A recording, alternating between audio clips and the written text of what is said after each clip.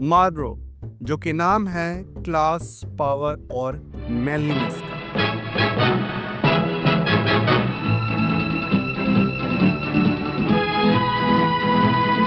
पर क्या आप जानते हैं ये मैनलीनेस की निशानी असल में लड़कियों के लिए इंट्रोड्यूस करवाया गया सिगरेट ब्रांड था। एक ऐसा सिगरेट ब्रांड जिसको कोई नहीं जानता था, और वो आज सिर्फ एक मार्केटिंग स्ट्रेटजी की वजह से दुनिया का नंबर 1 सिगरेट ब्रांड बन चुका है, with 40% market shares and selling over 250 billion cigarettes per year, जो कि बनते हैं 7,000 सिगरेट हर सेकंड। मार्लबोरो की मार्केटिंग स्ट्रेटजी और राइज की कहानी शुरू करने से पहले हम नज़र डालते हैं सिगरेट इंडस्ट्री पे, जो कि दुनिया की सबसे बड़ी और ख़तरनाक इंडस्ट्रीज में से एक है, जहां हर पफ जानलेवा है लेकिन हम फिर भी पीते हैं। आज की तारीख में हम सब जानते हैं कि सिगरेट कॉजेज कैंसर, लेकिन आपको ये जान के हैरानी होगी कि 1964 से पहले डॉक्टर सिगरेट्स प्रमोट करते थे। Tobacco companies hiring doctors and celebrities to promote their product. जैसे आज कोल्ड ड्रिंक्स या टूथपेस्ट को प्रमोट किया जाता है। नहीं यकीन आता तो ये ऐड देखिए। That's right.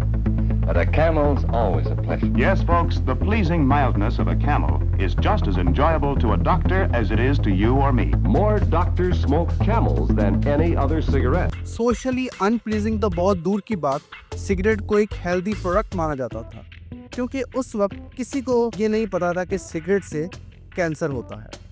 जिसकी मिसाल अगर आज के टाइम पे ले तो वो बेस्ट फिट होती है कोल्ड ड्रिंक्स पे, जो कि आज हम खुद और बच्चे बहुत ही शौक से पीते हैं, और इसीलिए डॉक्टर्स खुद सिगरेट को हेल्दी समझ के प्रमोट करते थे। लेकिन ये सब बदला 11 जनवरी 1964 को, जब अमेरिकन गवर्नमेंट ने ऑफिशियली अनाउंस किया कि cigarette causes cancer. Today they got a message from the United States Surgeon General. Cigarette smoking is a major cause of lung cancer in men. Cigarette smoking contributes substantially to mortality from certain specific diseases and to the overall death rate. इस announcement के बाद cigarette companies के ads TV और radio से ban हो गए, sales गिर गई, स्टॉक्स क्रैश हो गए, और यहाँ तक कि अगले चंद महीनों में कुछ कंपनीज बंद भी हो गई। लेकिन इस क्राइसिस में एक कंपनी ऐसी थी जिसकी सेल्स गिरने के बजाय बढ़ने लगी, और उस कंपनी का नाम था Philip Morris, which owns Marlboro.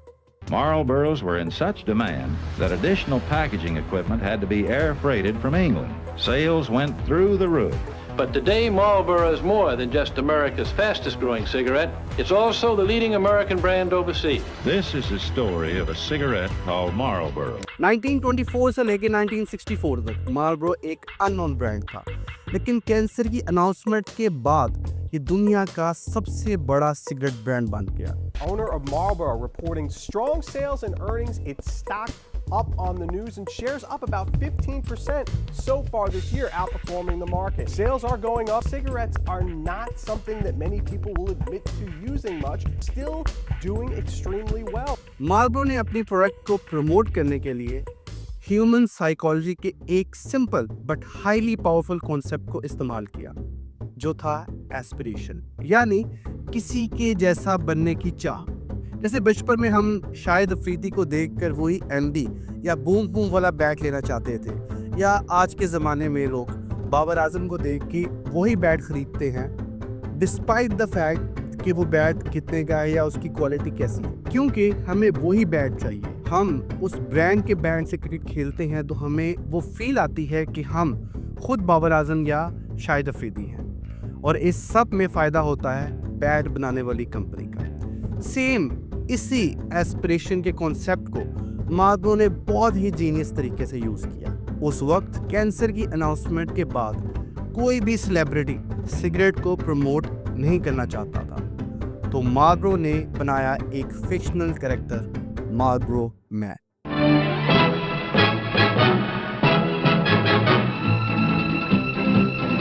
No, you don't see many wild stallions anymore.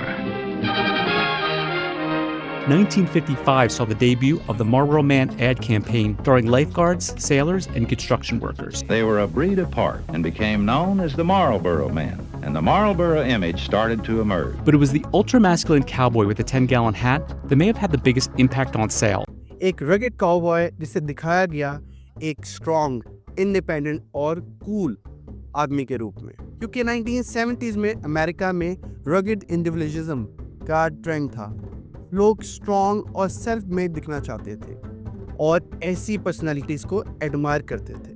उस वक्त के सब ब्रांड्स जैसे कि Levi's, Wrangler, jeep, old spice, सब ने यही स्ट्रेटजी अपनाई और मार्लबोरो ने भी मार्लबोरो मैन के जरिए ये तरीका चूज किया। पाकिस्तान में जैसे लोग इमरान खान की पर्सनालिटी को और शेख रशीद के सिगार पीने के स्टाइल को कूल समझते हैं, वैसे ही अमेरिका में मार्लबोरो मैन बनना एस्पिरेशन बन गया था। मार्लबोरो के एड्स में सिगरेट सिर्फ 2 से 3 सेकंड के लिए दिखाया जाता था, क्योंकि उनका पूरा फोकस होता था मार्लबोरो मैन की पर्सनैलिटी पर। एक peak masculine personality, horse riding करते हुए, पपी को प्यार करते हुए या सिर्फ एक साइलेंट ग्लेज देते हुए। ये सब एस्पिरेशनल इमेजरी थी उस पर्सनैलिटी को पोर्ट्रे करने के लिए जो कि एक आम आदमी को मिल सकती थी by becoming a Marlboro man. और यही रीज़न था कि लोग सिगरेट नहीं, एक एस्पिरेशन खरीद रहे थे मार्लबोरो मैन जैसा बनने के लिए। जैसे नाइकी ने माइकल जॉर्डन को यूज़ किया, वैसे ही मार्लबोरो ने एक फिक्शनल कैरेक्टर को। इसी वजह से जब सब कंपनीज की सेल्स गिर रही थी, मार्लबोरो का ग्राफ ऊपर चढ़ गया। मार्लबोरो मैन के कैरेक्टर ने उन्हें दुनिया का नंबर 1 ब्रांड बना दिया और आज भी मार्लबोरो के कॉम्पिटिटर्स मिल के भी उसकी सेल्स तक नहीं पहुंच सकते। तो इस मार्लबोरो की सक्सेस स्टोरी से हमें 2 चीज़ें सीखने को मिलती हैं। नंबर 1, जब क्राइसिस आए तो उसे खतरा नहीं बल्कि एक अपॉर्चुनिटी समझो। मार्लबोरो ने कैंसर की अनाउंसमेंट को एक नए तरीके से सोचा। जहां सब उस न्यूज़ को अपने खिलाफ समझ रहे थे, तब मार्लबोरो ने इसको अपॉर्चुनिटी समझा और वही उनका टर्निंग पॉइंट बना। नंबर 2, मार्केटिंग सिर्फ प्रोडक्ट बेचने के लिए नहीं बल्कि इमोशन बेचने के लिए होती है। जहां सब लोग टोबैको को एज अ सिगरेट प्रोडक्ट बना के बेच रहे थे, वहीं मार्लबोरो ने कुछ हट के किया और कस्टमर्स की नीड के साथ साथ उनकी एस्पिरेशन को समझा। और इसी तरीके से हम भी अपने अपने बिजनेसेस में कस्टमर रिटेंशन के साथ साथ उनका दिल भी जीत सकते हैं। अगर आपको इस वीडियो से कुछ सीखने को मिला है तो give this video a thumbs up, हमारे चैनल को सब्सक्राइब करें और याद रखिए, good brands sells you a product, clever brands sell you an emotion. अगली वीडियो तक के लिए अयान राइल को दीजिए इजाज़त। अल्लाह हाफिज़।